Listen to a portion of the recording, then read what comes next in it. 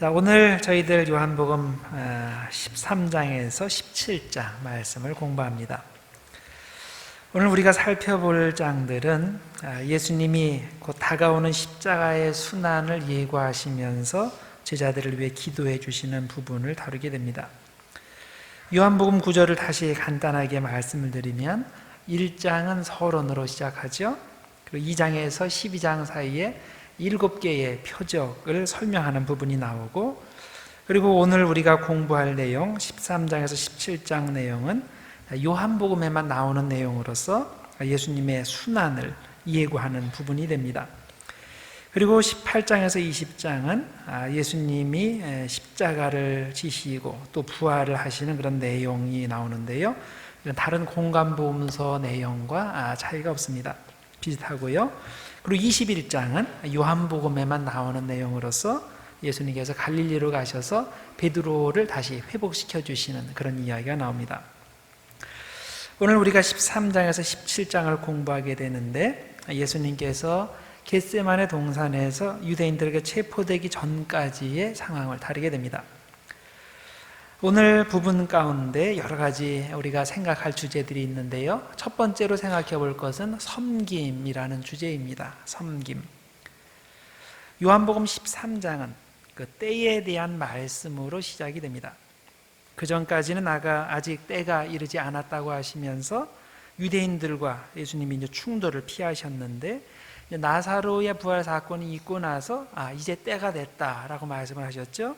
자, 그리고 나서 이 마지막 만찬자리를 설명하는 부분에서 다시 한번 때에 대해서 설명을 하십니다. 세상을 떠나 아버지께로 돌아갈 때가 왔다, 이렇게 설명을 하십니다. 이때 예수님은 제자들에게 대단히 중요한 것을 가르치고 싶어 하셨습니다. 그래서 제자들을 모아놓고 마지막 만찬을 베풀어 주셨습니다. 보통 일과가 끝나고 집에 들어가서 식사하게 될 때면 유대인들은 발을 씻었습니다. 종이 발을 씻어주든지 아니면 적어도 종이 발 씻은 물을 대기를 해놓게 되고, 그리고 이제 주인이 스스로 발을 씻게 됩니다. 예수님의 제자들과 함께 식사를 하려고 모였을 때 누군가는 발을 씻겨줘야 됩니다. 아니면 적어도 이 발 씻을 물이라도 최소한 갖다 놔줘야 합니다. 그런데 제자들은 평소에 관심이 어디에 있냐면 우리 중에 누가 제일 큰가, 여기에 관심이 있었기 때문에 하나같이 이 일을 하려 하지 않았습니다. 다들 생각하기에 이 일은 딴 사람이 할 거지 내가 할 일은 아니야, 이렇게 생각을 했던 거죠. 그러자 예수님은 제자들에게 이 기회를 빌어서 제자됨의 중요한 교훈을 남겨야 되겠다고 생각하시고 직접 대야를 가져오시고 또 수건을 집어드시고 제자들의 발을 씻겨주기 시작했습니다. 자, 제자들에게 섬김의 도를 가르치기 위해서입니다. 자, 그리고 13장 1절에서는 이것이 바로 예수님이 제자들을 사랑하시는 방법이다라고 말하고 있습니다. 유월절 전에 예수께서 자기가 세상을 떠나 아버지께로 돌아가실 때가 이른 줄 아시고 세상에 있는 자기 사람들을 사랑하시되 끝까지 사랑하시니라. 그리고 어떻게 사랑하시는지 그 설명하면서 이제 만찬 얘기가 나오고, 그리고 이제 발 씻은 이야기가 진행이 됩니다. 예수님께서 제자들의 발을 씻기실 때 베드로가 완강히 거부를 했죠. 주님, 지금 제 발을 씻기려는 것입니까? 절대 안 됩니다. 이렇게 거부를 했습니다. 자, 이때 예수님이 하신 말씀이 뭡니까? 지금은 왜 내가 이 일을 하는지 모르겠지만은 이후에는 알게 될 날이 올 것이다, 이렇게 말씀하십니다. 나중에 베드로가 오순절 성령 강림을 체험하고 나서 본격적으로 주님의 사역을 감당하게 되는데 아마 그때 이 의미를 깨달았을 겁니다. 왜냐하면 이 섬김의 귀중함은 자신이 직접 일을 하기 전까지는 모르기 때문입니다. 이것의 가치를 아는 것은 주님의 사역을 감당하는 자에게만 주시는 특권입니다. 섬김은 비굴함이 아니라 영광이라는 것을 아는 것, 실제로 사역을 감당하는 사람만이 알 수 있는 기쁨입니다. 여러분, 섬기는 사람이 왜 계속 섬기는 줄 아십니까? 조금 힘들만도 한데 왜 계속 섬기는 줄 아십니까? 누가 자꾸 옆에서 푸시하니까 그렇게 한결같이 섬깁니까? 절대로 그렇지 않습니다.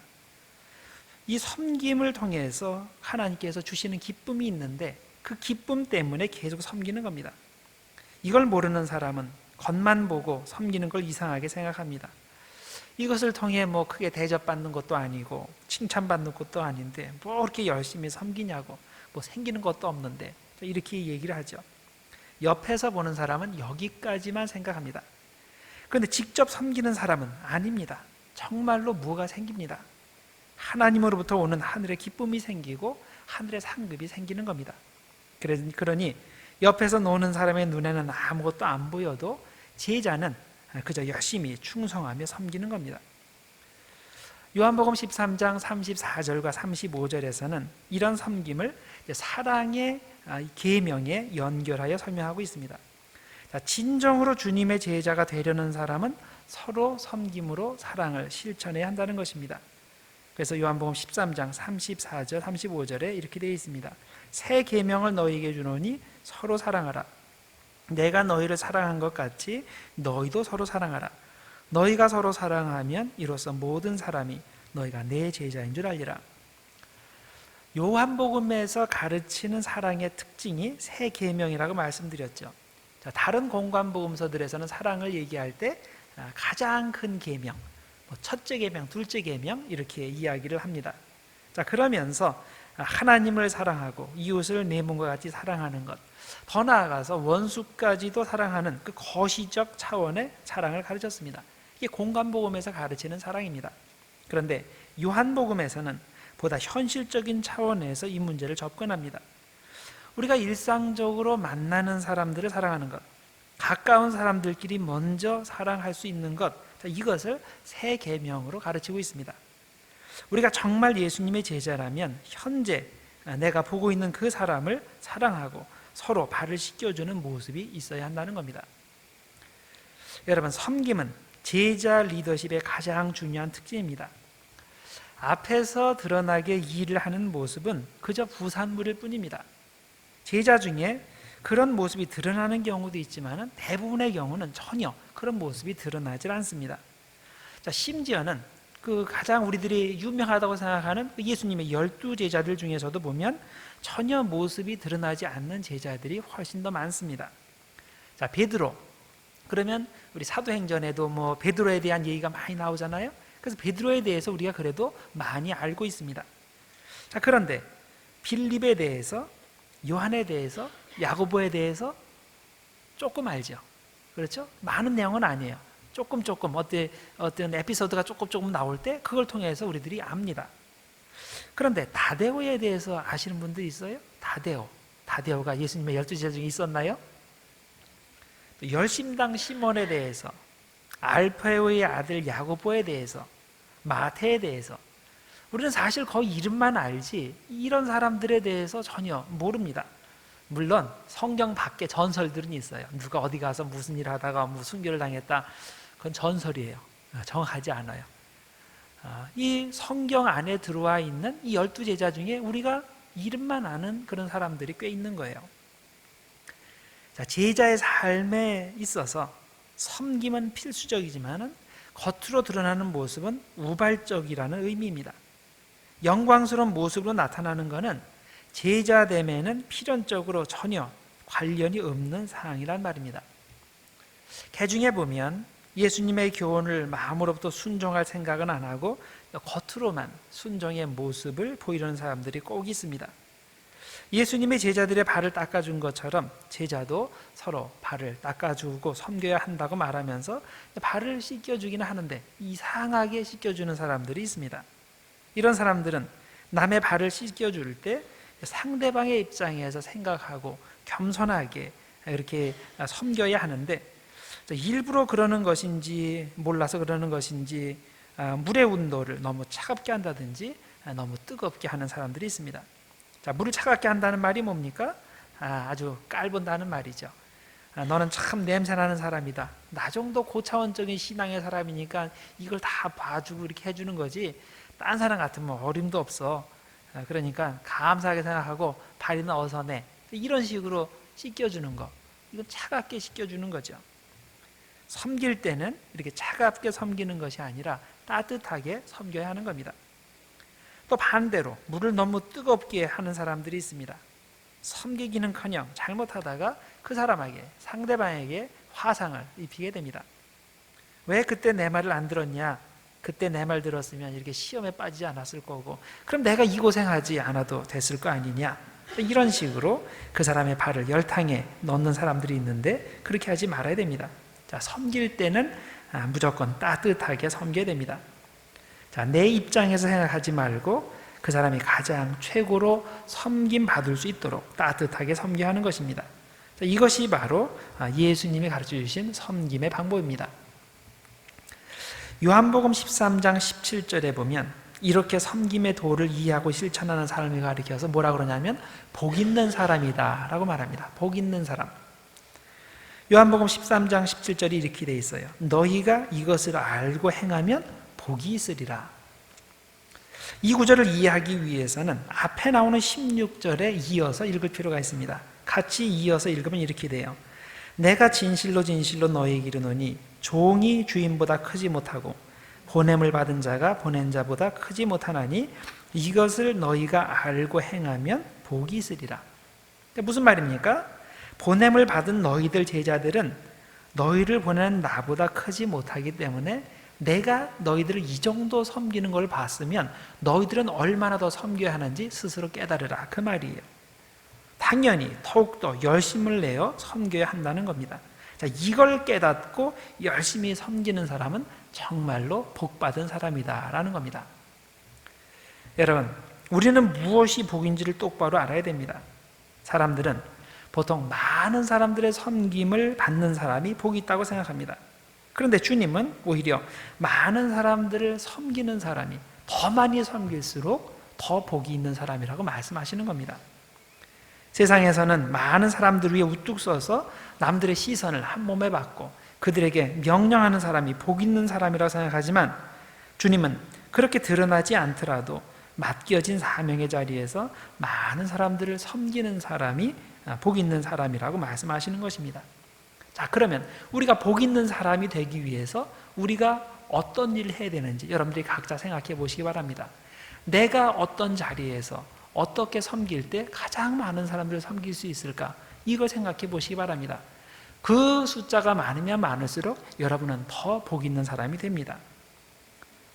자, 주님의 관점에서 볼 때 과연 나는 복받은 사람인가? 한번 생각해 보기를 바랍니다. 세상 사람들의 관점 말고 주님의 관점에서 볼 때 과연 나는 복받은 사람일까요? 진정한 리더십은 군림하지 않고 서로 섬긴다는 것. 이 진리가 요한복음이 그리는 12제자의 모습 속에 그대로 반영되어 나옵니다. 예수님이 모범을 보이신 리더십은 제도적 리더십이 아니라 그리스도인들 간에 서로 사랑하는 섬김의 리더십인 겁니다. 우리가 이런 예수님의 섬김의 자세로 서로를 대한다면 교회 갈등은 모두 사라지지 않겠습니까? 갈라디아서 5장 13절에 보면 사랑으로 서로 종 노릇하라고 되어 있는데 우리가 이런 자세를 가지고 모든 사람들을 대한다면 교회에 무슨 큰 문제가 있겠습니까? 그러나 우리가 그렇지 못하고 네가 나를 섬겨라, 자, 이렇게 태도를 가지고 일을 하기 때문에 하나됨이 무너지고 리더십이 무너지는 겁니다. 요한복음의 그 12제자의 모습이 이제 특별한데요. 요한복음에 보면 이 12제자가 전혀 중요시 않다는 점이 드러나게 됩니다. 자, 예를 들면 다른 복음서들에서는 이 12제자의 이름들이 소개되어 나오는데 요한복음에는 이 12제자 리스트가 소개되어 있지 않습니다. 자, 그렇다고 요한이 12제자 그룹의 존재를 모른다는 의미는 아닙니다. 다 알고 있습니다.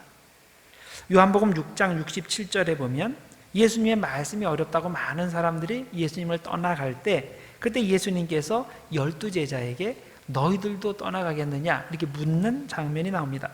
그때 이렇게 돼 있어요. 요한복음 6장 67절에 예수께서 12제자에게 이르시되 너희도 가려느냐. 자, 12제자라는 여기 말이 여기 나오죠. 또 20장 24절에는 이런 구절이 나옵니다. 12제자 중에 하나로서 디두모라 불리는 도마는 예수께서 오셨을 때에 함께 있지 아니한지라. 자, 여기에도 12제자들이라는 그런 표현이 나오죠. 자, 그래서 요한복음은 예수님의 12제자 그룹이 있는 것을 알고는 있지만은 그것을 일부러 부각시키지는 않았다고 우리들이 봐야 되는 겁니다. 한편 다른 복음서들에서는 예수님께서 중요한 제자들을 각각 부르시는 그런 이야기들이 소개되어 있습니다. 그런데 요한복음에는 예수님께서 제자들을 부르시는 내용이 없습니다. 예수님이 12제자를 부르시지 않았다면 당연히 그 12제자를 파송하는 일도 없겠죠. 그래서 요한복음에서는 예수님께서 제자들을 부르시는 내용이나 아니면 제자들을 파송하는 이야기가 나오질 않습니다. 또 마지막 만찬에 대한 설명을 비교해 보면 다른 복음서들에서는 예수님께서 마지막 만찬을 12제자들에게 혹은 사도들에게 베푸신 것으로 명시적으로 나옵니다. 그런데 요한복음 13장에서는 그냥 제자들과 함께 식사를 하셨다라고 되어 있어요. 웬만하면 12제자와 식사하셨다고 할 만도 한데 요한복음은 이 10이라는 숫자가 빠져 있는 겁니다. 그래서 마태복음 26장 20절에 이렇게 되어 있어요. 저물 때에 예수께서 12제자와 함께 앉으셨더니, 또 마가복음 14장 17절에 저물매 그 12를 데리고 가서 다 앉아 먹을 때에, 누가복음 22장 14절에 때가 이름에 예수께서 사도들과 함께 앉으사, 그래서 공간복음에서는 12제자들과 혹은 사도들과 성만찬을 하셨다라고 되어 있는데 요한복음에서는 여러 번 제자들 명칭이 나오는데 다 제자들이라는 그런 표현을 사용하지 12제자라는 표현은 사용되지 않고 있습니다. 예수님께서 부활하신 후에 제자들을 찾아가셨죠. 그랬을 때 자신의 모습을 보일 때도 양상이 비슷합니다. 다른 복음서들에서는 11제자에게 나타나신 것으로 되어 있는데 이 요한복음 20장 19절에서는 그냥 제자들에게 나타나신 것으로 되어 있습니다. 이렇게 되어 있어요. 마태복음 28장 16절 17절에 11제자가 갈릴리에 가서 예수께서 지시하신 산에 이르러, 이렇게 되어 있어요. 그다음에 마가복음 16장 14절에서는 그 후에 11제자가 음식 먹을 때에 예수께서 그들에게 나타나사, 11제자라고 나오죠. 누가복음 24장 32절과 33절에 보면 그들이 서로 말하되 길어서 우리에게 말씀하시고 우리에게 성경을 풀어주실 때에 우리 속에서 마음이 뜨겁지 아니하더냐 하고 그때로 일어나 예루살렘에 돌아가 보니 11제자 및 그들과 함께한 자들이 모여 있어. 11제자와 그들과 함께한 사람들, 이렇게 돼 있어요.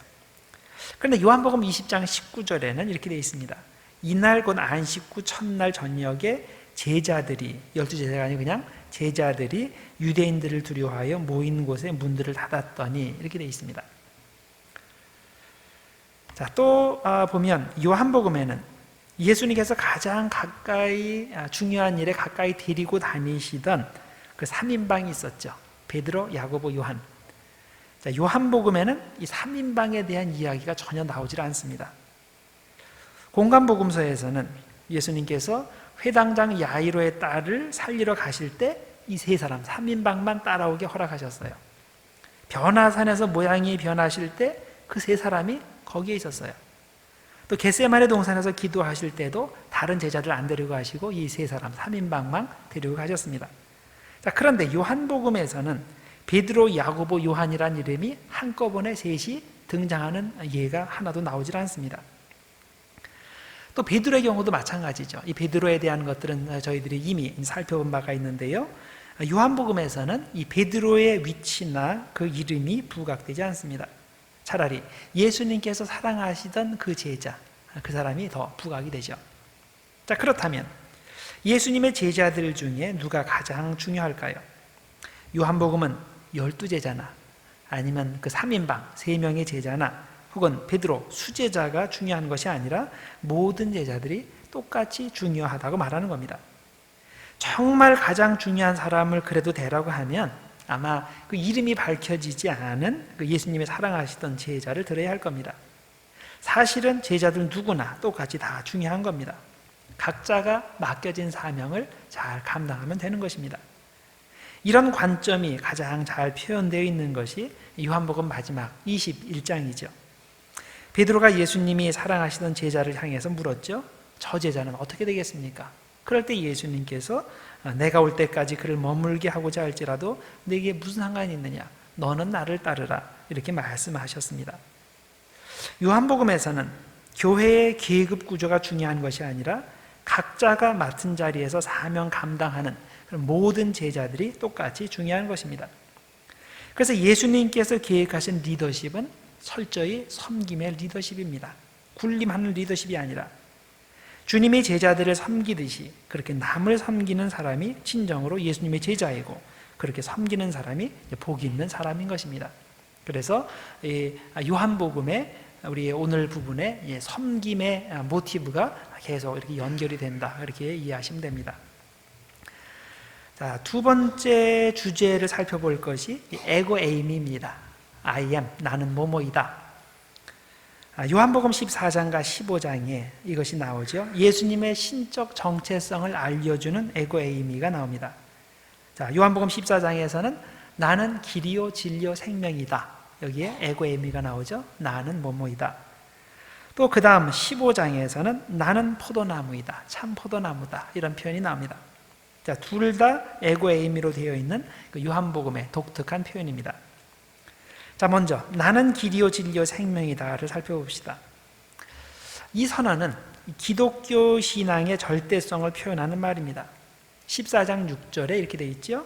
예수께서 이르시되 내가 곧 길이요 진리요 생명이니 나로 말미암지 않고는 아버지께로 올 자가 없느니라. 자, 예수님은 하나님께로 가는 유일한 길이고 유일한 구원의 길이라는 뜻입니다.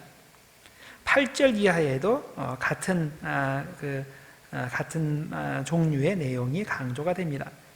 빌립이 예수님께 요청을 했죠. 아버지를 보여주십시오. 아버지를 설명해 주십시오. 보여주십시오. 이렇게 했을 때 예수님께서는 그것을 통해서 자신의 신적 정체성을 다시 알려주셨습니다. 자, 뭐라고 말씀하셨냐면 나를 본 것이 곧 아버지를 본 것이다. 이렇게 말씀했죠.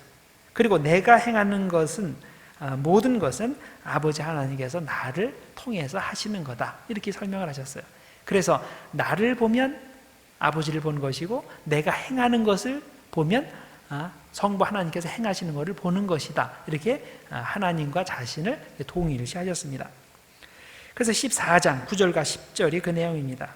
나를 본 자는 아버지를 보았거늘 어찌하여 아버지를 보이라 하느냐. 내가 아버지 안에 거하고 아버지는 내 안에 계신 것을 네가 믿지 아니하느냐. 내가 너희에게 이르는 말은 스스로 하는 것이 아니라 아버지께서 내 안에 계셔서 그의 일을 하시는 것이라. 자, 이 구절들을 읽으면서 우리는 기독교에 관련한 두 가지 논란거리를 생각하게 합니다. 하나는 예수만이 하나님께로 가는 유일한 구원의 길이라는 선언이 기독교의 독선과 폭력성을 정당하는 것이 아닌가 하는 것입니다. 또 하나는 요한복음 안에서만 봐도 예수님이 성부 하나님과 자신을 동일시하시는 그런 표현도 나오고 동시에 예수님과 성부 하나님이 다른 존재로 표현하는 그런 예들도 나오는데 과연 기독교가 가르치는 삼위일체가 성서적인가, 더 나아가 합리적인가 하는 질문입니다. 이 두 가지 이슈는 자세한 토의가 필요하기 때문에 참고 자료를 통해서 여러분들께 제공해 드렸습니다. 삼위일체를 어떻게 이해하는가, 또 기독교는 독선적인가, 이런 것을 해드렸으니까 여러분들 각자 자세히 읽어보시면 되겠습니다. 자, 그 다음에 15장에 나오는 나는 참 포도나무다라는 표현입니다. 15장 1절과 2절에 이렇게 되어 있습니다. 나는 참 포도나무요 내 아버지는 농부라. 물은 내게 붙어 있어 열매를 맺지 아니하는 가지는 아버지께서 그것을 제거해 버리시고 물은 열매를 맺는 가지는 더 열매를 맺게 하려 하여 그것을 깨끗하게 하시느니라. 이 비유의 초점은 우리가 참 포도나무에 붙어 있어야, 겉으로만 아니고 진짜로 붙어 있어야 열매를 맺는다는 것입니다. 그리고 열매를 맺어야 하나님께서 우리를 계속 관리해 주시고 계속 깨끗하게 해 주신다는 것입니다. 결국 여기서 말하는 것은 무엇이 먼저냐의 문제입니다. 선한 열매를 맺는 것이 먼저가 아니라 포도나무에 붙어 있는 것, 즉 예수님 안에 거하는 것이 먼저라는 겁니다. 마틴 루터는 일찍이 선행과 믿음의 관계를 나무와 열매의 관계로 설명하였습니다. 우리가 먼저 좋은 나무가 되어야 그 다음에 그 나무에서 좋은 열매가 열리는 것처럼 먼저 진실한 믿음이 있어야 선행이 그 다음에 생기게 된다, 이런 겁니다. 그러니 신앙생활에서 선행보다 믿음에 먼저 우리가 집중을 해야 하는 것입니다. 당시에 그리고 후대에 다른 신앙 전통들은 이런 루터의 가르침이 지나치게 반율법적이고 그래서 신앙의 균형을 이뤘다고 비판을 합니다. 그렇지만은 우리가 이것을 볼 때 성서적 원리 자체로는 옳다고 보아야 됩니다. 먼저 좋은 나무가 되어야 좋은 열매가 열리는 것처럼 좋은 믿음에서 좋은 행위가 따르게 되는 것은 의심의 여지가 없습니다. 우리가 참 포도나무이신 예수님께 붙어 있고 예수님 안에 거할 때 예수님 안에 있는 영생이 우리에게 자연히 흘러 들어오게 되고 그러면 우리의 삶에도 자연히 선한 열매가 열리게 되는 것입니다. 그런데 만일 우리가 예수님 안에 거하지 못하면 어떻게 됩니까? 우리가 아무리 선한 열매를 맺으려고 해도 이건 불가능한 일입니다. 왜냐하면 우리 자체에는 선한 열매를 맺을 능력 그 자체가 없기 때문입니다. 오직 생명의 근원이신 예수님께 붙어 있을 때에만 나를 통해서 선한 열매를 맺을 수 있는 겁니다. 그래서 엄격한 의미에서 볼 때 열매를 맺는 주체는 내가 아니라 바로 주님이신 겁니다. 나는 그런 열매가 맺히는 통로, 건강한 통로만 되면 되는 겁니다. 자, 이것을 요한복음 15장 4절과 5절은 이렇게 설명합니다. 내 안에 거하라, 나도 너희 안에 거하리라. 가지가 포도나무에 붙어 있지 아니하면 스스로 열매를 맺을 수 없음 같이 너희도 내 안에 있지 아니하면 그러하리라. 나는 포도나무여 너희는 가지라.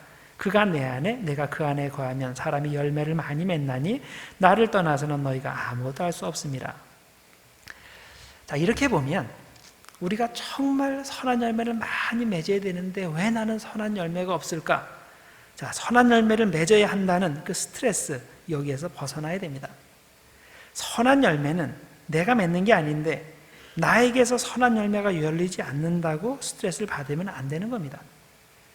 내가 이렇게 선한 열매를 많이 맺으려고 하는데 왜 저 사람에 비해서 나는 선한 열매가 많이 맺히지 않는가? 이렇게 스트레스를 받으면 이거는 주제 파악을 못하는 겁니다. 나는 선한 열매를 맺을 만한 위인이 못 됩니다. 내가 신경 써야 할 일은 억지로 선한 열매를 만들어내는 것이 아니라 참 포도나무이신 예수님께 충실히 붙어 있고 주님 안에 거하는 겁니다.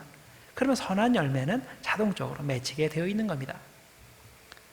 그러면 주님 안에 거한다는 말이 구체적으로 무엇을 뜻하는 것일까요? 내가 주님을 믿습니다, 이 고백을 하면 주님 안에 거하는 걸까요? 주일마다 교회에 와서 예배드리면 주님 안에 거하는 겁니까? 우리가 성경 공부를 해서 어느 기간 동안에 성경 말씀이 내 마음속에 이렇게 들어와 있으면 그럼 내가 주님 안에 거하는 것입니까? 물론 그렇죠. 주님 안에 거하는 사람들은 다 그런 것들을 하게 됩니다. 그런데 그런 일들을 하는 모습을 보인다고 해서 자동적으로 우리가 주님 안에 거하는 것은 아닙니다.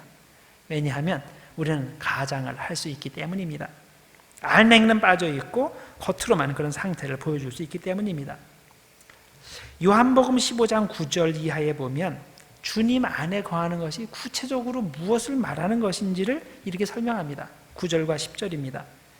아버지께서 나를 사랑하신 것 같이 나도 너희를 사랑하였으니 나의 사랑 안에 거하라. 내가 아버지의 계명을 지켜 그의 사랑 안에 거하는 것 같이 너희도 내 계명을 지키면 내 사랑 안에 거하리라.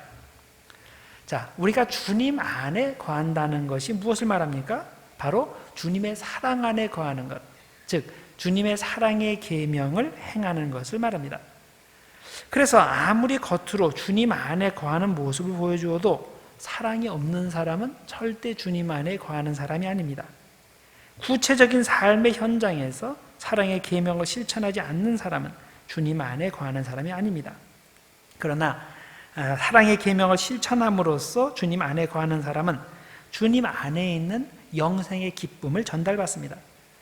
마치 가지가 나무에 이렇게 연결이 되어 있으면 그 뿌리에 줄기에 수액이 자동적으로 그 가지로 전달되는 것처럼 주님의 사랑 안에 거하는 사람에게는 영생의 기쁨이 자동적으로 전달되는 것입니다. 이것을 15장 11절에서는 이렇게 표현합니다. 내가 이것을 너희에게 이름은 내 기쁨이 너희 안에 있어 너희 기쁨을 충만하게 하려 함이라. 우리가 정말 주님의 사랑 안에 거할 때 어떤 일이 일어나는가? 바로 기쁨이 충만하게 된다는 겁니다. 그래서 여러분, 우리가 정말 주님 안에 있다면 기쁨이 충만해야 정상입니다. 이걸 알아야 됩니다. 주님 안에 거하고 사랑의 계명에 순종하는 것은 우리에게 절대로 괴로운 일이 아닙니다. 힘든 일이 아닙니다.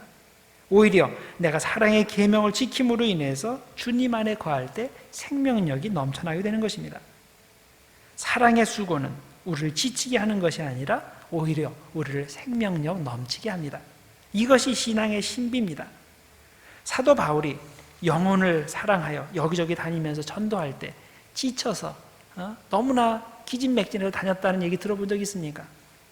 사람들의 욕도 듣고 돌팔매질도 당하고 죽일 고비를 넘길 때 너무나도 고통스러워서 그때마다 야, 이거 힘들어서 못하겠다, 이번만 하고 그 다음부터는 하지 말아야지, 이렇게 말한 적이 있습니까? 그런 적 없어요. 그는 사랑의 수고를 하면 할수록 더욱더 힘이 났습니다. 그 이유가 뭡니까? 더욱더 주님의 생명력에 연결되는 기쁨이 넘치기 때문입니다. 우리는 뭐가 정상인지를 알아야 됩니다. 신앙생활하면서 기쁨이 충만하게 되는 것이 정상입니다. 사랑의 수고를 하면 할수록 더욱 기쁜 것이 정상입니다. 고난 가운데서도 주님의 사랑 안에 거할 때 넘치는 기쁨을 체험하는 것이 정상입니다. 주님의 사랑 안에 거함으로써 이런 넘치는 기쁨을 매일매일 체험하는 우리들이 되어야 됩니다. 자, 그 다음에 성령의 역할이 또 요한복음에 많이 강조되어 나옵니다. 우리는 성령을 어디에서 가장 강조했는가 그럴 때 누가문서를 이야기합니다. 누가복음과 사도행전에 보면 성령에 대한 이야기들이 굉장히 많이 나오죠. 또 기도에 대한 이야기, 전도에 대한 이야기. 그래서 성령, 기도, 전도 이것이 함께 움직입니다. 이게 누가문서의 특징이에요. 자, 그런데 우리가 자세히 읽어보면 요한복음도 누가문서에 못지않게 성령을 강조하는 것을 발견하게 됩니다. 사실 성령을 보혜사, 파라클레토스로 부르는 예는 요한복음에만 4번 나옵니다. 파라클레토스는 위로하시는 분, 위로자, 변호자, 혹은 돕는 분, 이렇게 번역이 가능합니다. 성령은 우리에게 그런 역할을 한다는 겁니다. 우리 옆에서 우리를 도우시고 우리를 변호해 주시고 우리를 가르치시는 분이 파라클레토스, 보혜사, 성령이라는 것입니다. 성령을 파라클레토스, 보혜사로 부르는 예가 요한복음 14장에서 16장 사이에 4번 등장하게 되는데, 이 부분에서 이 성령의 역할을 크게 다음에 4가지로 설명하고 있습니다. 자, 첫 번째 성령의 역할은 믿게 하는 것입니다. 우리로 하여금 믿음을 가져서 뭔가를 믿을 수 있게 하는 것, 이게 성령의 역할입니다. 사람이 복음을 들을 때 성령님께서 역사하시지 않으면 받아들일 수가 없습니다. 천국에 대해서, 예수님에 대해서, 십자가의 길에 대해서 등등 도저히 믿어지지가 않습니다. 가끔 어떤 분들이 저에게 와서 솔직한 심정을 털어놓으시는 경우가 있습니다. 자기는 너무나 답답하다는 겁니다. 다른 사람들은 성경 말씀을 믿는데 자기는 아무리 믿으려고 노력해도 이게 믿어지지가 않는다는 겁니다. 또 신앙에 대해서 어떤 설명이 주어질 때 다른 사람들은 그것을 받아들이는데 자기는 자꾸 의심이 들어서 받아들일 수 없다는 것입니다. 그런 분들의 경우 저는 성령이 임해야 한다고 말씀을 드립니다. 성령이 임하기를 위해서 저도 기도하고 본인도 열심히 기도해야 한다고 말씀드립니다. 왜냐하면 믿음은 성령이 역사해야지만이 가능한 것이기 때문입니다. 요한복음 16장 8절에서 11절에 보면 성령이 오실 때 특히 3가지 방면에서 교훈을 주고 책망을 하신다고 되어 있습니다. 즉 죄에 대해서 책망을 하시고, 또 의에 대해서 책망을 하시고, 그리고 심판에 대해서 책망을 하시고, 이제 그런 내용. 자, 첫 번째로 보면 성령은 죄에 대해서 책망을 하신다고 되어 있습니다. 자, 이게 죄의 얘기를 하는데, 죄가 뭡니까? 세상 사람들의 죄의 개념은 어떤 법을 적극적으로 범했을 때 죄가 됩니다. 어떤 선한 일이 있는데 그것을 하지 않았다고 그 사람을 가리켜서 죄인이라고 부르지는 않습니다. 그런데 성경은 어떻습니까? 마땅히 해야 하는 일을 하지 않으면 그 사람을 죄인이라고 부르죠. 대표적으로 마땅히 예수님을 믿어야 하는데 믿지 않는 사람을 죄인으로 부릅니다. 그런데 이게 세상 사람들에게는 전혀 이해가 될 수 없는 겁니다. 무언가 나쁜 짓을 해야 죄인이 되는 건데 기독교인들은 무조건 예수 안 믿으면 죄인이라고 하는데 이게 상식적으로 납득이 되질 않죠. 성령님께서 역사하시지 않으면 아무도 이 죄를 인정하지 않는 겁니다. 그래서 9절에 죄에 대하여라 하면 그들이 나를 믿지 아니함이요라고 한 것입니다. 그래서 성령님이 임해야 죄를 인정하게 됩니다. 둘째로, 성령이 오시면 의에 대하여 책망을 하신다고 되어 있습니다. 10절에 이렇게 되어 있죠. 의에 대하여라 함은 내가 아버지께로 가니 너희가 다시 나를 보지 못하미요. 의는 위에서 언급한 죄에 대한 반대 개념으로서 성령의 역사가 아니면 사람들이 예수님의 의를 인정하지 않는다는 말입니다. 세상 사람들의 눈으로 보면 예수님은 죄인이지 절대 의인이 아닙니다. 로마법을 어긴 사람으로서 십자가에 처형된 사람이지 세상을 구원할 구세주가 아닌 겁니다. 그런데 결국 모든 것을 정당하는 것이 무엇입니까? 바로 예수님의 부활입니다. 예수님께서 영원히 죽은 자 가운데 머물지 않으시고 부활하여 아버지 하나님께로 가셨는데 이것이 예수님의 의를 증명해 주는 증거가 되는 것입니다. 그런데 이것도 역시 성령의 역사가 아니면 믿어지지가 않는 겁니다. 그래서 10절에 이렇게 말씀하시는 겁니다. 의에 대하여라 함은 내가 아버지께로 가니 너희가 나를 다시 보지 못할 것이요. 그 다음에 셋째로, 성령이 오시면 심판에 대해 세상을 책망하신다는 내용이 나옵니다. 11절, 심판에 대하여라 함은 이 세상 임금이 심판을 받았습니다. 자, 여기에 보면 심판을 미래에 나타날 일이 아니라 현재 이루어진 일로 설명하는 것이 중요합니다.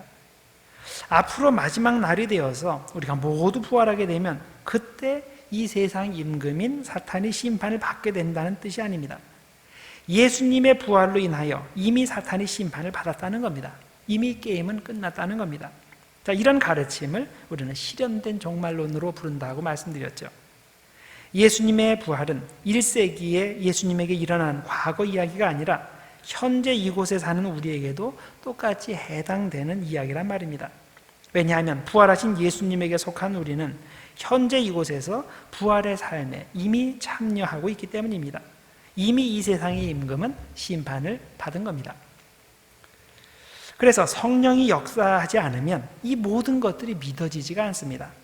죄에 대하여, 의에 대하여, 세상의 심판에 대하여 절대 믿어지지가 않습니다. 그래서 우리는 이렇게 믿음이 없는, 믿지 못하는 사람들을 위해서 기도해야 됩니다. 무엇을 위해 기도해야 되냐면 성령이 임하기를 위해 기도해야 됩니다. 그래서 무슨 합리적으로 잘 설명한다고 그 문제가 해결될 게 아니에요. 그 사람들 마음 가운데 성령이 임해야 믿어지는 역사가 일어납니다. 그래서 그런 분들이 있을 때 성령이 임하기를 위해서 기도하고 또 우리 자신도 더 많은 것을 믿기 위해서 성령이 임하기를 위해서 기도해야 됩니다. 자, 그래서 첫 번째 성령의 역할은 믿게 하는 역할이 있다. 두 번째 성령의 역할은 가르치고 생각나게 한다는 겁니다. 새로운 것을 가르치고 또 생각나게 하는 것. 14장 26절에 이런 말씀이 나옵니다. 보혜사 곧 아버지께서 내 이름으로 보내실 성령 그가 너희에게 모든 것을 가르치고 내가 너희에게 말한 모든 것을 생각나게 하리라. 자, 우리가 성경을 읽을 때 성령님께서 역사하시지 않으면 말씀을 깨닫지 못합니다. 자, 성경은 성령의 감동으로 기록되었어요. 그래서 똑같은 성령의 감동이 역사하지 않으면 우리가 성경을 읽어도 그 의미를 깨닫지 못하는 겁니다. 그런 의미에서 여기 요한복음 말씀에 성령이 오실 때 우리에게 모든 것을 가르친다라고 말씀하는 겁니다. 또 성령이 역사해야 우리에게 필요한 말씀이 생각나게 됩니다. 자, 우리가 성경 말씀 읽고 또 설교 말씀 듣고 그러면 잘 까먹죠. 이제 주일날 이렇게 설교를 듣고 월요일날 설교 내용이 뭐냐 그러면 대부분의 분들은 잘 까먹어요. 너무 걱정하지 마셔도 되는 게 목사도 까먹어요. 그러니까 그건 걱정하지 않으셔도 돼요. 자, 우리들이 항상 말씀을 들으면 그것이 계속 남는 게 아니에요. 까먹어요. 그런데 그게 그냥 우리 기억에서 그냥 없어지는 게 아니에요. 때가 되면 그게 생각나요. 성령님께서 역사하시기 때문에 성령님께서 역사하시면 꼭 필요한 순간에 그 말씀이 떠올라서 우리의 그 믿음의 백업이 됩니다. 그래서 우리가 그 말씀이 생각나면 그 말씀에 기초해서 우리가 믿음의 기도도 드리고 또 믿음의 행동도 할 수 있게 됩니다. 이것이 성령의 역할입니다. 그래서 여러분 너무 난 머리가 나쁘다 우리 걱정 안 하셔도 돼요. 성령을 받으면 머리가 좋아져요. 물론 IQ가 그렇게 확 좋아지지는 않을 거예요. 그렇지만은 필요할 때 여러분들 그 성령님께서 생각나게 해주시고 또 필요할 때 믿음의 선택을 할 수 있게끔 해주십니다. 사실 여러분들 보면 진짜 머리 좋은 사람이라고 성공하는 사람 성공하지는 않죠. 그렇죠? 가장 좋은 시기에 가장 필요한 때에 머리가 좋아야지 쓸데없을 때 머리가 좋기 때문에 그런 사람들은 아무 필요가 없어요. 자, 성령님께서 역사하시면 생각나게 해주시고 깨닫게 해주세요. 그러니까 특별히 머리 나쁘신 분들 열심히 기도하세요. 그러면 성령님께서 필요한 때 지혜를 주실 겁니다. 세 번째로 성령의 세 번째 역할은 더 큰 일을 알게 하고 더 큰 일을 하게 합니다. 새로운 더 큰 것을 상상하지 못했던 것을 하게 합니다. 16장 12절과 13절에 보면 성령이 미래의 일을 비롯하여 많은 것을 알려주신다라고 되어 있습니다. 16장 12절 내가 아직도 너희에게 이를 것이 많으나 지금은 너희가 감당하지 못하리라. 그러나 진리의 성령이 오시면 그가 너희를 모든 진리 가운데로 인도하시리니 그러면 그가 스스로 말하지 않고 오직 들은 것을 말하며 장래일을 너희에게 알게 하시리라. 아직 예수님의 제자들이 수준이 안 되어서 말해도 알아듣지 못하기 때문에 예수님께서 말씀해 주지 않은 것들이 굉장히 많이 있어요. 그런데 나중에 진리의 성령이 오시고 성령 체험을 하면 아마 오순절 사건 이후에 그 일이 있었겠죠. 그렇게 되면 성령이 모든 것을 알게 하시고 특히 장래 일들을 알게 해주신다는 겁니다. 자, 더 나아가서 제자들은 예수님이 이 땅에 계시는 동안에는 하지 못했던 할 수 없었던 일들을 장차 성령을 통해서 할 수 있게 된다는 겁니다. 14장 12절과 13절에 그렇게 되어 있어요. 내가 진실로 진실로 너희에게 이르노니 나를 믿는 자는 내가 하는 일을 그도 할 것이요. 이것만 해도 굉장한 거죠. 성령이 임하면 예수님께서 행하셨던 것을 나도 할 수 있다는 거예요. 근데 그거로 그치는 게 아니라 또한 그보다 큰 일도 하리니 이는 내가 아버지께로 감이라. 너희가 내 이름으로 무엇을 구하든지 내가 행하리니 이는 아버지로 하여금 아들로 말미암아 영광을 받으시게 하리 함이라. 자, 예수님께서 떠나시고 성령이 오시면 우리가 성령을 통해 새로운 큰 일을 하게 되는데 이것이 성령 안에서 예수 그리스도의 이름으로 기도할 때 이루어진다는 것입니다. 그래서 현재 우리가 그리스도인으로 살아가는 데는 성령의 역할이 절대적임을 알아야 됩니다. 우리가 직면하는 모든 일들을 우리는 창조적으로 대처해 나가고 그것을 통해 하나님께 영광 돌리고 또 하나님의 나라를 확장시켜 나가야 되는데 바로 성령님을 통해서 그런 일이 가능하게 된다는 것입니다. 그래서 우리가 어떤 일을 하든지 성령님께 기도하고 간구하는 그런 자세가 필요한 것입니다. 그럼 네 번째, 성령의 역할이 무엇인가? 여러 가지가 있지만은 여기 본문에 나온 내용은 평안을 준다는 내용이 나옵니다. 성령은 우리에게 평안을 주는 역할을 합니다. 14장 26절에 성령이 내릴 것이라는 말씀이 있고 나서 그 다음에 이어서 주님께서 평안을 주신다는 내용이 나옵니다. 주님께서 성령을 통해 평안을 주신다는 의미입니다. 27절에 이렇게 되어 있어요. 평안을 너에게 끼치노니 곧 나의 평안을 너에게 주노라. 내가 너에게 주는 것은 세상이 주는 것과 같지 아니하니라. 너희는 마음에 근심하지도 말고 두려워하지도 말라. 자, 여러분들이 요한복음을 읽어보시면 성령과 평안은 서로 밀접하게 연관되어 있는 것을 발견하게 됩니다. 평안은 성령이 임해야 가능하게 되는 겁니다. 그래서 예수님께서 부활하신 후에 제자들을 만나셨을 때 그들에게 평안을 주시고 그 다음에 전도의 사명을 주시고 그 다음에 성령을 받으라고 말씀하셨습니다. 이것이 쭉 그냥 이어지는 거예요. 20장 21절과 22절에 그 세 가지가 연속적으로 나옵니다. 예수께서 또 이르시되 너희에게 평안이 있을지어다. 아버지께서 나를 보내신 것 같이 나도 너희를 보내노라. 이 말씀을 하시고 그들을 향하사 숨을 내쉬며 이르시되 성령을 받으라 하시니라. 그래서 성령과 평안이 이렇게 쭉 연결이 됩니다.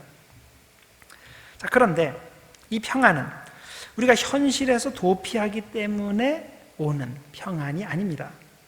이 평안은 외로움과 고난의 한가운데에서도 하늘의 기쁨이 넘치기 때문에 생기는 평안입니다.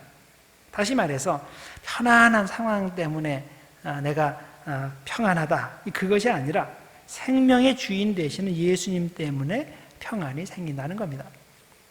그래서 예수님께서 자신이 십자가의 죽음을 당하시고 성부 하나님께로 올라가신다고 미리 알려주실 때 제자들에게 이렇게 평안을 약속을 하신 겁니다. 16장 33절입니다. 이것을 너희에게 이르는 것은 너희로 내 안에서 평안을 누리게 하려 함이라. 세상에서는 너희가 환난을 당하나 담대하라. 내가 세상을 이겨노라. 자, 제자들이 세상에서 당연히 환난을 당하겠지만 이것이 확실하지만 그 환난 안에서 평안을 누리는 것이 주님의 뜻이라는 말입니다. 17장에서도 보면 예수님께서 마지막으로 제자들을 위해 길게 기도하시는 내용이 나오는데 그중 17장 15절과 16절에서 똑같은 내용을 반복하고 계십니다. 내가 비옵는 것은 그들을 세상에서 데려가시기를 위함이 아니요 다만 악에 빠지지 않게 보존하시기를 위함이니이다. 내가 세상에 속하지 아니함 같이 그들도 세상에 속하지 아니하여 싸움나이다. 자, 예수님께서 세상에 속하지 않았기 때문에 그같이 제자들도 역시 세상에 속하지 않았고, 그래서 예수님이 핍박받은 것 같이 제자들도 역시 그렇게 핍박을 받게 될 텐데, 자, 이런 상황에서 예수님께서 기도하신 내용이 뭡니까? 제자들을 이 세상에서 데려가셔서 그런 고난을 받지 말게 해달라고 기도하시지 않았습니다. 그렇게 기도하시지 않고 이 세상의 고난 가운데서도 악에 빠지지 않게 지켜달라고 기도하셨습니다. 그래서 우리는 똑바로 알아야 됩니다. 자, 그리스도인의 목표가 뭡니까? 이 세상에서 아무 고난 없이 편안하게 사는 것이 기독교인의 목표입니까? 그건 잘못 짚은 거예요. 그 목표 자체가 잘못된 거예요. 그게 목표가 아니라 이 세상의 한가운데에 살면서 악에 빠지지 않고 주님의 생명을 누리고 평안을 누리는 것, 이게 기독교인의 목표가 되어야 됩니다. 여러분들 개인적으로 이 세상에 사실 때 무슨 목표를 가지고 사십니까? 정말 예수님께서 제자들을 위해서 기도하신 이 목표를 두고서 사십니까? 진짜 편안한 삶이 여러분의 목표입니까? 아니면 이런 세상의 한가운데에서 악에 빠지지 않고 하나님의 평안을 누리는 것이 여러분의 신앙의 목표입니까? 또 여러분들 자녀들에게 여러분들 바라는 것들이 있죠. 내 자녀가 이렇게 살았으면 좋겠다. 뭘 바라십니까? 우리 자녀가 이 세상에서 풍요롭게 아무 큰 고통 없이 고난 없이 그렇게 살았으면 좋겠다. 그게 소원입니까? 아니면 이 세상 가운데서 악에 빠지지 않고 하나님 주시는 평안을 누리며 사는 것, 이게 자녀를 향한 목표입니까? 우리들이 똑바로 알아야 됩니다. 그리고 우리가 올바로 이렇게 세상 가운데서 악에 빠지지 않고 주님의 평안을 누리는 것, 이게 어디서 오냐? 바로 성령을 통해서 온다는 거예요. 성령이 임하시면 이런 일들이 가능하게 된다는 겁니다. 그래서 우리 주변에서 성령 운동을 한다고 하면서 현실 세계로부터 도피하는 사람들이 있다면 그게 절대 정상이 아님을 아셔야 됩니다. 성령 충만하면 현실 생활에서도 더욱더 충실하게 하나님의 뜻을 행하고 고난 가운데서도 더욱 하늘의 기쁨을 누리며 주변 사람들에게 선한 영향력을 주어야 하는 겁니다. 하나님이 주시는 평안은 무엇을 위한 평안인가? 이걸 잘 생각해야 됩니다.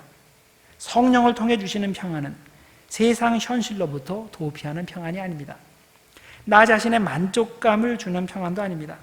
하나님이 주시는 평안, 성령이 주는 평안은 세상 속에서 악을 이기는 평안, 더 나아가서 적극적으로 하나님의 뜻을 행하는 평안인 겁니다.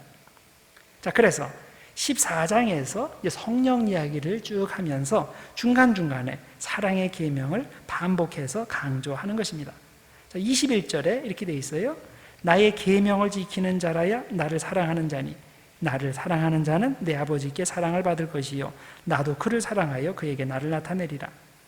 또 23절과 24절 예수께서 대답하여 이르시되 사람이 나를 사랑하면 내 말을 지키리니 내 아버지께서 그를 사랑하실 것이요 우리가 그에게 가서 거처를 그와 함께 하리라. 나를 사랑하지 아니하는 자는 내 말을 지키지 아니하나니 너희가 듣는 말은 내 말이 아니요 나를 보내신 아버지의 말씀이니라. 그래서 이 요한복음 14장에 보면 성령에 대한 이야기를 하면서 그 중간중간에 이 사랑의 계명을 행하라, 이제 그런 말씀들이 나오는 겁니다. 자, 그래서 성령이 임하면 평안이 오는데 이 평안은 절대 현실 도피적인 평안이 아니라 환난 가운데서 악에 빠지지 않고 적극적으로 사랑을 실천하게 하는 철저히 현실 속의 평안이라는 것을 명심할 필요가 있습니다. 자, 그 다음에 14장 14절을 봅시다. 거기에 보면 예수님의 이름으로 기도하는 것에 대한 내용이 나옵니다.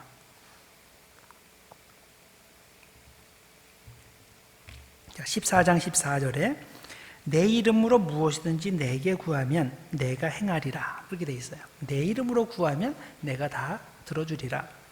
16장 23절과 24절에도 보면 내가 진실로 진실로 너희에게 이르노니 너희가 무엇이든지 아버지께 구하는 것을 내 이름으로 주시리라.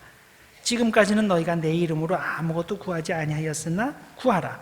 그리하면 받으리니 너희 기쁨이 충만하리라.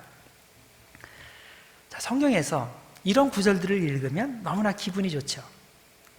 예수님의 이름을 의지하여 무엇이든지 간절히 기도하기만 하면 하나님께 다 들어주신다는 거예요. 얼마나 은혜로운 말씀입니까? 이제는 마음 먹고 진심을 다해 예수님의 이름으로 기도하기만 하면 되는 것입니다. 그런데 만일 그렇게 기도했는데도 기도가 응답되지 않았다면 그럼 왜 그래요? 그건 내 기도가 부족해서 그런 거죠. 정성이 부족한 겁니다. 더 많이, 더 길게, 더 정성스럽게 기도하면 내릴 겁니다. 자, 기도를 열심히 하면 하나님께서 다 들어주신다고 생각하는 사람이 좋아하는 성경 이야기가 있습니다. 누가복음 18장에 나오는 과부와 불의한 재판관의 비유 이야기입니다. 어떤 도시에 하나님을 무시하고 사람을 무시하는 재판관이 있었습니다. 과부가 찾아와서 자기가 부당한 일을 당했으니 이것을 좀 처리해 달라고 나소연을 합니다. 그런데 이 재판관은 그녀의 소원을 들어줄 생각이 없습니다. 이 과부의 송사를 들어준다고 과부로부터 뭐 돈이 나오는 것도 아니고 또 이것을 그냥 무시하고 지나간다고 해서 과부 편을 들어서 항의할 사람도 아무도 없고, 그래서 그냥 무시하고 지나가려고 하는데 한 가지 문제가 있습니다. 그녀가 굉장히 끈질기다는 거죠. 이 송사를 해결해 주지 않으면 매일같이 찾아와서 자기를 괴롭힐 텐데 이거 참아내는 게 쉽지 않을 것을 생각합니다. 그래서 어떻게 합니까? 하나님도 무섭지 않고 사람도 무섭지 않은 이 사람이 이 과부가 이 괴롭히는 것을 무서워해서 그 끈질김 때문에 결국 그 소원을 들어주었다, 그런 내용이죠. 자, 예수님께서 이 비유의 교훈으로 주신 말씀이 뭡니까? 이 과부같이 열심히 끈질기게 기도하면 하나님께서 들어주신다는 겁니다. 재판관은 자기가 싫어도 억지로라도 이렇게 과부의 요청을 들어주는데 우리를 사랑하시는 하나님 아버지께서는 얼마나 더 빨리 우리의 기도에 응답하시겠느냐는 겁니다. 그러니까 낙심하지 말고 열심히 계속 기도하면 된다. 이것이 이제 그 본문의 교훈입니다. 자, 그런데 우리가 이 이야기를 읽을 때 제대로 읽어야 됩니다. 하나님의 뜻이 아닌 걸 가지고 이런 식으로 과부의 끈질김을 가지고 기도한다고 해서 하나님께서 들어주신다는 의미는 절대 아닙니다. 과부는 부정한 목적을 위해 간청한 것이 아닙니다. 자신에게 마땅한 권리를 위해 요청한 겁니다. 만일 그녀가 부정한 목적을 위해 간청한 것이었다면 예수님께서는 그 다른 수많은 기도의 예도 있을 텐데 이런 예를 들어서 이런 기도의 중요성을 강조하시지는 않았을 겁니다. 그래서 요한복음 14장 14절에 내 이름으로 무엇이든지 내게 구하면 내가 행하리라, 이 말씀에는 중요한 전제가 있다는 것을 알아야 됩니다. 우리가 올바른 목적을 가지고 기도한다는 전제입니다. 자, 이런 이해를 가지고 그 구절 바로 앞에 어떤 내용이 있는지를 주목해 볼 필요가 있습니다. 자, 14장 14절에는 내 이름으로 무엇이든지 내게 구하면 내가 행하리라. 그런데 바로 그 앞에 13절에는 너희가 내 이름으로 무엇을 구하든지 내가 행하리니 이는 아버지로 하여금 아들로 말미암아 영광을 받으시게 하려 함이라.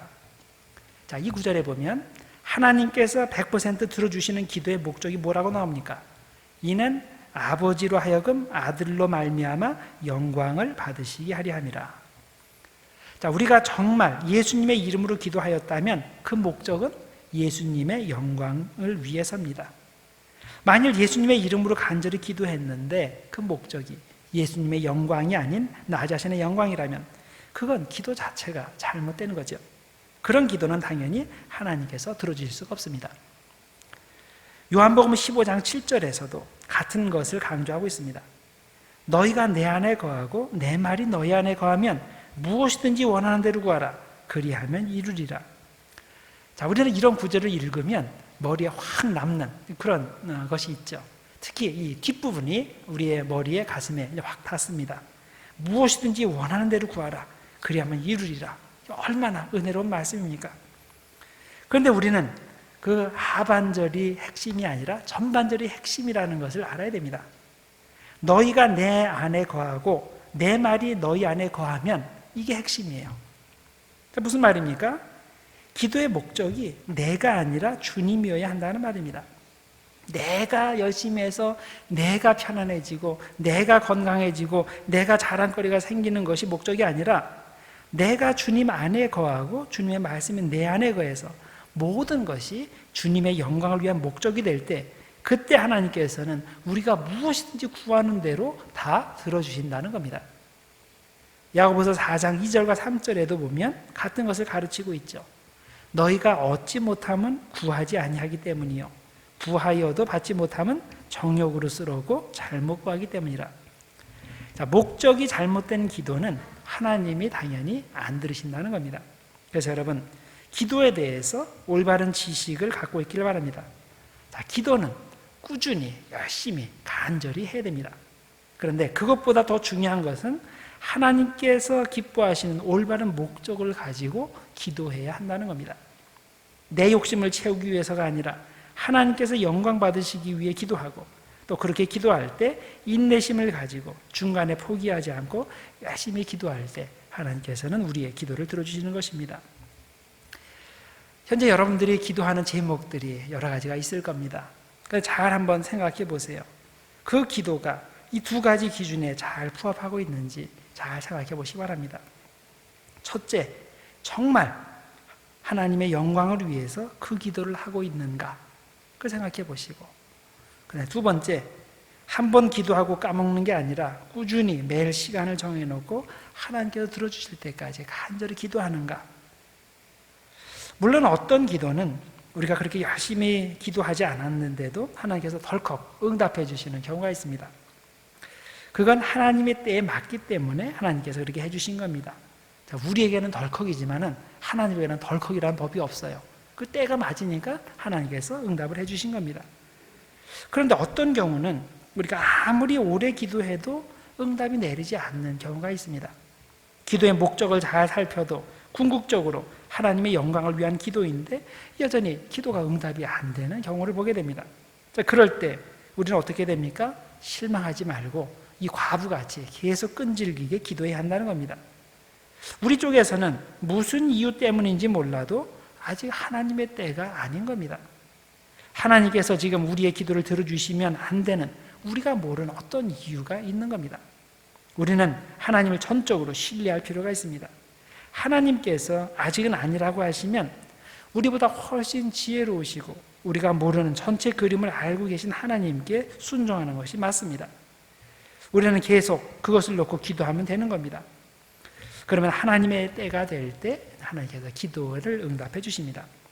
자, 그래서 기도의 목적과 방법에 대해 건전한 지식을 가지고 기도하셔서 그래서 모든 기도가 응답받게 되기를 바랍니다. 자, 그다음에 마지막으로 한 가지 더 말씀드릴 것은 17장에 대해서입니다. 우리가 보통 17장을 이야기할 때 이것을 가리켜서 대제사장적 기도라고 부릅니다. 17장을 이렇게 대제사장적 기도라고 부르는 이유는 구약의 대제사장이 하나님과 백성들 사이에 중보자 역할을 한 것처럼 예수님께서도 여기에서 중보자로서 제자들을 위해 기도해 주시기 때문입니다. 자, 이 부분은 요한복음에만 나오는 내용입니다. 예수님께서 겟세마네 동산에서 유대인들에게 체포당하시기 전에 예수님의 긴 기도가 기록된 것이 이 요한복음이 유일합니다. 대신에 예수님께서 겟세마네 동산 안에서 하신 기도가 있죠. 아버지, 이 잔을 내게서 그냥 지나가게 해주십시오. 간절히 기도하신 그 내용.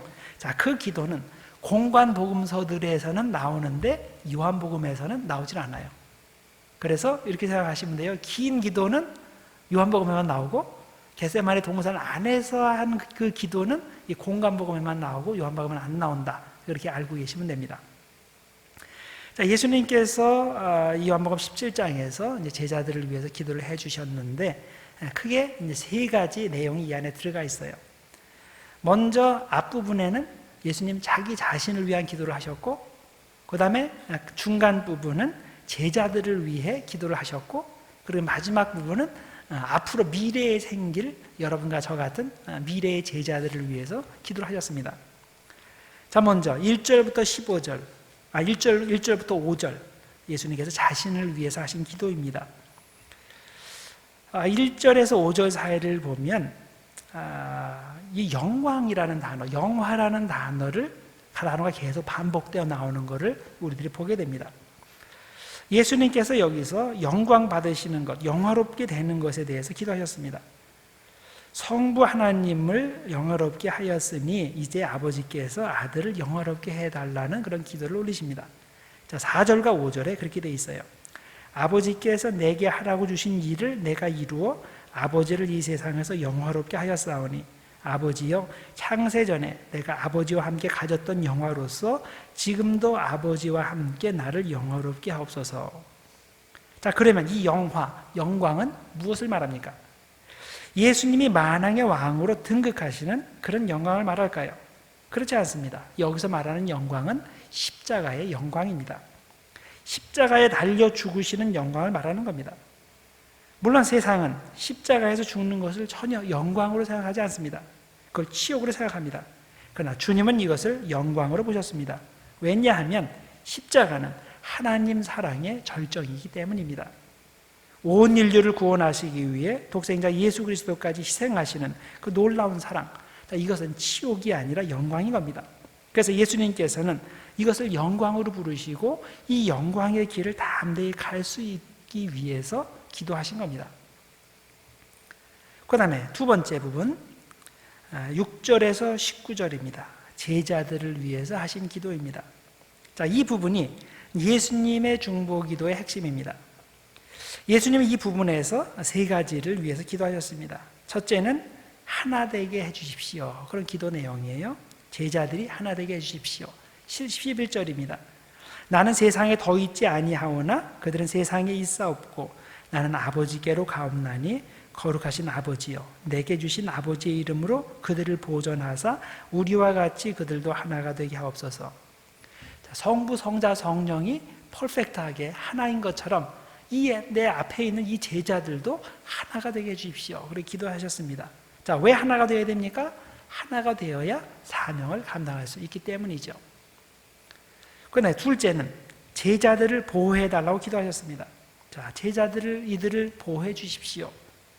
그런데 어떻게 제자들을 보호해달라고 하시는 겁니까? 하나님께서 그들에게서 고난의 상황을 거두어 주심으로써 그들을 보호해달라는 의미일까요? 그렇지 않습니다. 고난의 상황에서도 그들이 악에 빠지지 않고 승리자가 되도록 그렇게 보호해달라고 기도를 하십니다. 15절입니다. 내가 비옵는 것은 그들을 세상에서 데려가시기를 위함이 아니요 다만 악에 빠지지 않게 보존하시기를 위함이니이다. 어떻게 보면 제자들의 입장에서 보면 조금 야속하기도 할 것 같아요. 전능하신 하나님, 예수님께서 힘이 있으시니까 이런 모든 환난을 다 없애주시는 그런 거를 위해서 기도해 주시면 좋겠는데 고생할 건 다 고생할 거라고 얘기하시면서 그렇지만은 너희는 평안할 것이다. 이런 식으로 기도를 하신 거예요. 예수님께서 왜 이렇게 하셨겠습니까? 그게 진정한 평안이기 때문이에요. 진짜 삶의 평안이 온다고 진짜 행복합니까? 이 삶의 평안함은 우리가 조금만 지나면 다 익숙해져요. 보통 그렇게 말하잖아요. 우리가 청년 때, 그 다음에 이제 결혼해서 막 애를 낳고 막 젊었을 때는 소원이 하나가 있어요. 조금 넓은 집에, 좀 편안한 집에, 우리 새 집 말고 좀 내 집 이렇게 장만하면 가겠다. 자, 그러면 자기 집 장만해서 가면 그 행복감이 딱 있잖아요. 그 행복감이 얼마나 지속되겠어요? 1년? 2년? 10년 가는 사람 절대 없어요. 예? 가다가 없어져요. 그러면 그 다음에 또 행복감을 채워주기 위해서 어떻게 해야 돼요? 그럼 더 큰 집을 원하죠. 그래서 좀 더 큰 집에 가고, 좀 더 큰 집에 가고. 그래서 어떤 분들은 이렇게 얘기하더라고요. 자기가 일생을 살아온 걸 이렇게 보니까 화장실 숫자만 느리다가 갔다고. 집이 커지면 화장실 숫자가 뭐 1개짜리, 1개 반짜리, 2개로 막 늘어나잖아요. 그렇게 되는 거예요. 이 사람의 그 편안함을 추구하는 것이 주는 기쁨은 굉장히 일시적이에요. 그런데 고난 가운데서도 하나님께서 주시는 그 평안함 때문에 행복을 느끼는 것, 이거는 영원한 겁니다. 예수님께서 기도하신 것이 바로 그런 것을 위해서 기도하신 겁니다. 자, 그 다음에 제자들을 위한 세 번째 기도는 진리, 즉 말씀으로 거룩하게 해달라고 기도하셨습니다. 그게 17절이에요. 그들을 진리로 거룩하게 하옵소서. 아버지의 말씀은 진리니이다. 자, 제자들이 거룩해지는 것은 오직 말씀을 통해서입니다. 육신의 예수님이 없을 때 진리의 말씀을 통해 거룩해져야 하는 것입니다. 그들이 항상 말씀 안에 거할 때 거룩해지고, 또 거룩해질 때 세상의 악을 이기고 복음 전도 사명을 잘 감당할 수 있기 때문입니다. 자, 그 다음에 20절에서 26절까지 예수님께서 미래의 제자들을 위해서 기도하셨습니다. 자, 여기에서 20절 이하에서 예수님께서는 두 가지를, 미래의 제자들을 위해 두 가지를 놓고 기도해 주셨습니다. 자, 첫 번째는 미래의 제자들도 역시 자기 앞에 있는 제자들과 마찬가지로 하나가 되게 해주십시오. 이 하나됨을 위해서 기도하셨습니다. 하나가 돼야 예수님이 하나님께로부터 오신 그리스도라는 것을 세상 만방에 알릴 수 있기 때문입니다. 자, 20절과 21절에 이렇게 되어 있어요. 내가 비옵는 것은 이 사람들만 위함이 아니요 또 그들의 말로 말미암아 나를 믿는 사람들을 위함이니, 다시 말해서 미래의 제자들도 위함이니, 아버지여, 아버지께서 내 안에 내가 아버지 안에 있는 것과 같이 그들도 다 하나가 되어 우리 안에 있게 하사 세상으로 아버지께서 나를 보내신 것을 믿게 하옵소서. 자, 왜 하나가 되어야 됩니까? 예수님을 믿게 하기 위해서 하나가 되어야 되는 거예요. 그래서 우리가 교회 안에서 하나가 되지 않으면 그러면 전도를 할 수가 없습니다. 당연한 이치예요. 우리는 힘이 제한되어 있습니다. 그런데 우리의 그 제한된 힘으로 안에서 싸우느라고 그 힘을 소비하거나, 이게 우리 교회 안에서 누구를 견제하기 위해서 자기의 그 지혜를 딱 동원하고 그러면 어디 밖에 나가서 전도할 그런 힘이 남아있겠어요? 그거는 죽는 방법이에요. 안에서 서로를 견제하는 것은 죽는 방법이에요. 정말 물론 우리가 그냥 안에 거 그런 거 다 신경 끄고 밖에만 하면 안 되겠죠. 밸런스를 맞춰야 돼요. 비판 정신 물론 필요해요. 잘못한 거 지적하는 거 물론 필요합니다. 그런데 어떤 A라는 사람을 볼 때 그 사람이 하는 90% 일이 다 그런 일만이에요. 그러면 이상한 사람이죠. 그렇죠? 한 10% 정도 그런 일에 하고 90%는 우리 교회를 섬기고 밖에 전도하는 일에 투여를 한다면, 그러면 얼마나 우리 교회가 부흥이 되겠습니까? 또 개인의 삶도 얼마나 풍성하게 되겠습니까? 그래서 우리는 하나가 되어야지만이 우리가 선교의 사명을 감당할 수 있다는 것을 항상 명심해야 됩니다. 자, 두 번째로 미래의 그리스도인들을 위해, 제자들을 위해서 하신 기도가 24절입니다. 그리스도의 영광을 보게 해달라는 기도입니다. 24절. 아버지여, 내게 주신 자도 나 있는 곳에 나와 함께 있어 아버지께서 창세전부터 나를 사랑하심으로 내게 주신 나의 영광을 그들로 보게 하시기를 원하옵나이다. 자, 나의 영광을 그들이 보게 해 주십시오. 자, 근데 이 영광은 창세전부터 나와 함께 있었던 그 영광. 자, 그래서 이 기도는 1차적으로는 앞으로 예수 믿게 될 후대 제자들도 결국 다 구원받아서 천국에서 주님의 영광을 볼 수 있도록 해달라는 기도입니다. 자, 그런데 이 대제사장적 기도의 처음 부분에서 예수님께서 영광을 위해 기도하실 때 그 컨텍스트가 뭐였습니까? 바로 십자가의 컨텍스트였습니다. 영광은 천국의 영광이기도 하지만 그 전에 십자가의 영광인 겁니다. 그래서 예수님께서 미래의 제자들이 영광을 보게 해달라고 기도하신 의미는 현재 이곳에서 십자가의 영광을 보게 해달라는 그런 의미이기도 하고, 장차 그 십자가의 영광이 하늘의 영광으로 이어지는 복을 받게 해달라는 기도이기도 한 겁니다. 여러분들이 이 세상을 떠나게 되는데 그때 자녀들을 위해서 기도문을 남긴다고 한번 생각을 해봅시다. 그 기도문 안에 무슨 내용을 적어 놓으실 것 같습니까? 예수님이 제자들에게 남기신 것 같이 여러분의 자녀들이 장차 십자가의 영광을 볼 수 있게 해달라는 기도를 남길까요? 아니면 그들이 이 세상에서 편안하고 아무 근심 없는 삶을 살게 해달라는 기도를 남길까요? 내 사랑하는 아들과 딸이 이 세상에서 살 때 악에 빠지지 않고 하늘의 평안을 가지고 사랑의 계명을 잘 실천할 수 있기를 위해서 기도할까요? 아니면 이 세상에서 많은 사람들을 섬기는 것이 아니라 그들의 섬김을 받는 사람이 되기를 위해서 기도할까요? 제자들을 위한 예수님의 기도가 후손들을 위한 여러분들의 기도가 되기를 바랍니다. 자녀들이 세속적인 헛된 영광을 추구하는 인생이 아닌 십자가의 참된 영광, 하늘의 참된 영광을 추구하는 인생이 되기를 위해서 기도하는 여러분들 되기를 바랍니다. 오늘 예수님께서 제자들에게 십자가의 순환을 예고하시고 제자들을 위해 중보기도 해주시는 13장에서 17장의 내용을 살펴보았습니다. 다양한 주제들을 다루었습니다. 섬김의 리더십에 대해서, 또 예수님 안에, 사랑 안에 거하는 것에 대해서, 또 성령의 여러 가지 역할에 대해서, 기도에 대해서, 또 예수님께서 대제사장적 기도를 해주신 내용에 대해서 여러모로 생각을 해보았습니다. 자, 다음 시간은 요한복음의 마지막 부분입니다. 18장에서 21장 부분인데요. 미리 잘 말씀을 읽고 묵상해 오시기를 바랍니다. 그리고 다음 시간에 요한복음의 순환 이야기에 나타난 예수님의 모습을 통해서 함께 은혜 받는 시간이 되겠습니다. 자, 기도하겠습니다. 하나님 아버지 감사합니다. 오늘 밤에도 저희들 인도하심을 감사합니다.